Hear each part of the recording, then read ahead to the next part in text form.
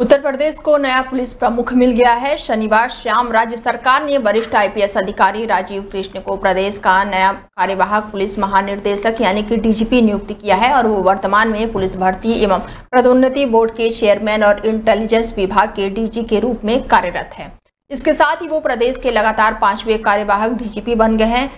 बता दें कि आपको कि नए डीजीपी उत्तर प्रदेश कैडर के 1991 बैच के आईपीएस अधिकारी हैं। उनका जन्म 20 जून 1996 को लखनऊ में हुआ। उन्होंने इलेक्ट्रॉनिक्स एंड कम्युनिकेशन इंजीनियरिंग में डिग्री हासिल करने के बाद से सिविल सेवा परीक्षा की तैयारी की और साल 1991 में यूपीएससी पास कर भारतीय पुलिस बल सेवा में चयनित हुए। तो वहीं समाजवादी पार्टी के राष्ट्रीय अध्यक्ष अखिलेश यादव ने उत्तर प्रदेश में नए पुलिस डीजीपी की नियुक्ति को लेकर सरकार पर तीखा हमला बोला है।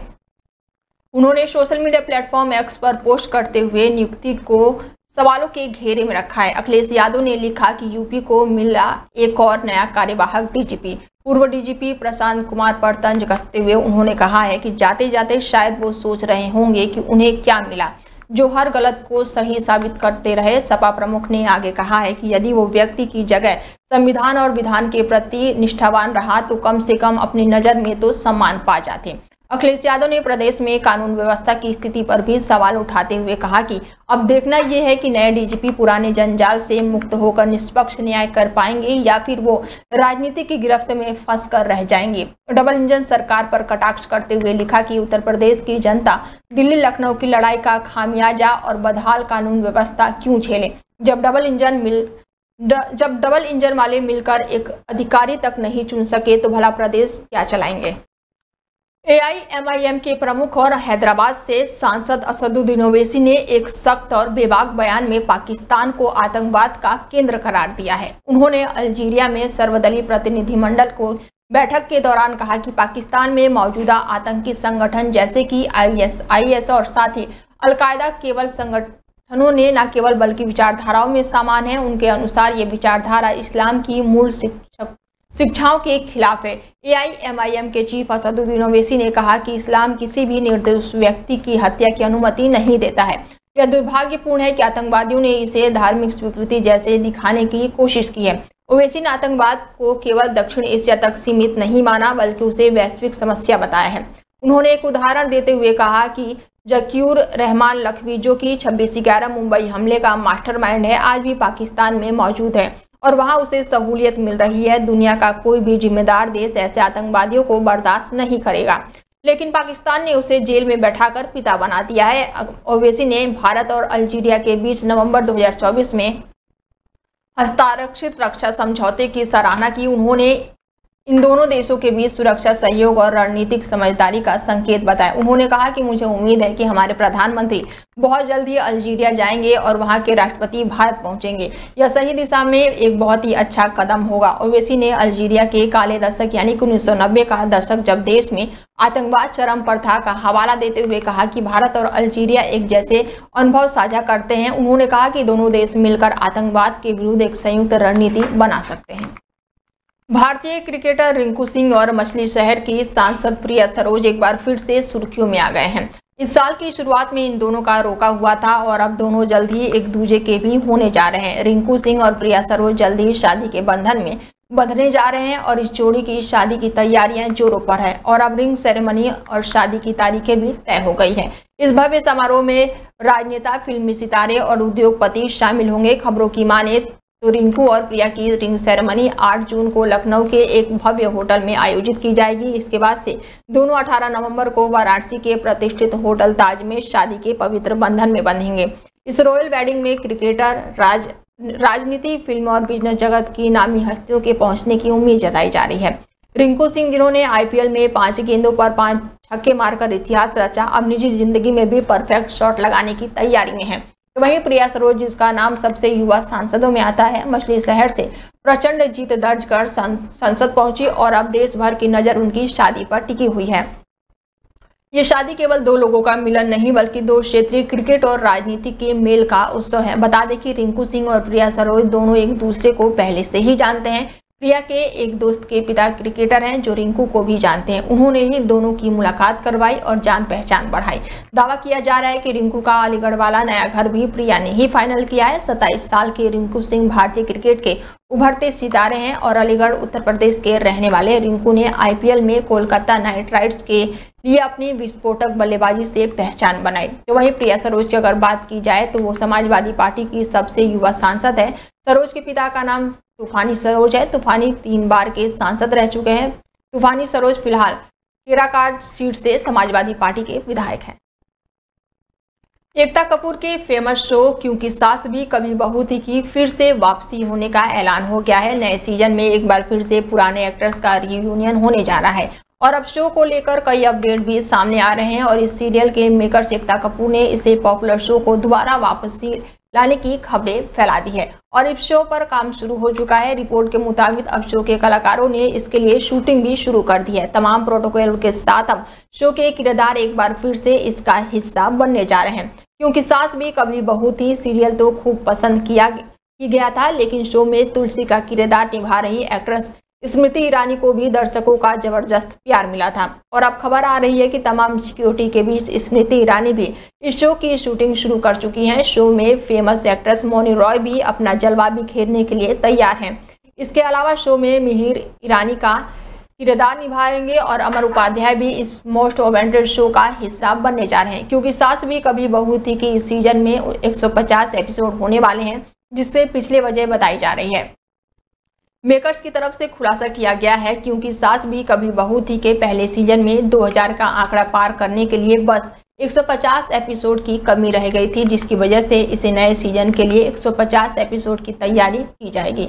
शो के मेकर्स एकता कपूर इस मोस्ट अवेंटेड सीरियल का ऑफिशियल ऐलान जून 2025 में कर सकती हैं। पूर्वोत्तर के कई राज्यों में बीते कुछ दिनों से हो रही मूसलाधार बारिश लोगों की मुसीबतों को बढ़ा दिया है। तेज बारिश से कई इलाकों में सड़कें बह गई हैं तो कई इलाकों में हुए लैंडस्लाइड के कारण उन इलाकों के राज्य के दूसरे हिस्सों से संपर्क टूट गया है। सबसे बुरा हाल सिक्किम और असम का है, जहां तेज बारिश की वजह से कई रिहायशी इलाकों में पानी घुस गया है। सिक्किम के अलग अलग इलाकों में लैंडस्लाइड की वजह से स्थानीय लोगों की मुश्किलें बढ़ गई हैं। पूर्वोत्तर के अलग अलग राज्यों में भारी बारिश की वजह से हुई अलग अलग घटनाओं में 30 लोगों की मौत की खबर आ रही है। ये आंकड़े बीते 2 दिनों के हैं। सिक्किम में आने वाले कई दिनों में बारिश यूं ही जारी रही तो हालात और भी खराब हो सकते हैं। IMD ने राज्य में बारिश को लेकर अलर्ट भी जारी किया है। बीते कुछ दिनों से हो रही तेज बारिश के कारण सिक्किम के अलग अलग इलाकों में हुए 1500 पर्यटक भी फंस गए हैं, जबकि 8 लोग लापता बताए जा रहे हैं, जिनका तलाश लगातार जारी है। सिक्किम के प्रभावित इलाकों में राहत और बचाव कार्य जारी है। अधिकारियों ने बताया कि भारी बारिश के कारण लापता 8 पर्यटकों की तलाश में बाधा आई और तीस्ता नदी में जलस्तर बढ़ने के बाद तलाश अभियान स्थगित कर दिया गया है। मंगल जिले में तीस्ता नदी में बृहस्पतिवार रात एक वाहन के गिर जाने से एक व्यक्ति की मौत हो गई और 2 अन्य घायल हो गए, जबकि 8 अन्य लापता हैं। RJD प्रमुख और बिहार के पूर्व मुख्यमंत्री लालू यादव के बड़े बेटे तेज प्रताप यादव ने अपने माता पिता के लिए एक संदेश लिखा है। उन्होंने पार्टी के कुछ लोगों पर ही निशाना साधा है। तेज प्रताप ने कहा है कि उन्हें सिर्फ अपने माता पिता का प्यार और विश्वास चाहिए। उन्होंने ये बातें एक्स पर कही है। तेज प्रताप यादव ने अपने माता पिता को अपनी दुनिया बताया है। उन्होंने कहा कि वो भगवान से बढ़कर है, उनका हर आदेश मेरे लिए महत्वपूर्ण है। तेज प्रताप ने कहा कि उनके माता पिता हैं तो उनके पास सब कुछ है, उन्हें बस उनका विश्वास और प्यार चाहिए, उन्हें और कुछ नहीं चाहिए।